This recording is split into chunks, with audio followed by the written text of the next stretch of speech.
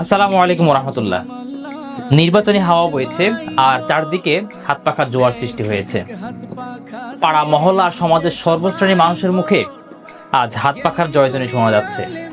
পীর সাহেব চরমনাই এই দেশের ভাগ্যহত মানুষের পরিবর্তনের লক্ষ্যে এক নতুন আওয়াজ সৃষ্টি করেছেন।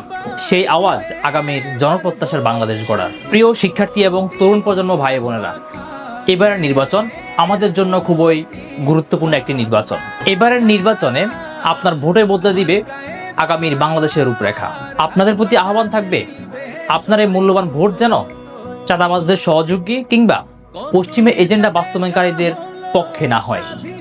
আমরা এই দেশে বসবাস করি, তাই এই দেশ এবং এই দেশের মানুষকে ভালো রাখার দায়িত্ব আমাদের। তাই এবার সুযোগ এসেছে দেশকে বদলানোর এবং দেশের মানুষকে ভালো রাখার। তরুণ প্রজন্ম এবার আর ভুল পথে পা বাড়াবে না।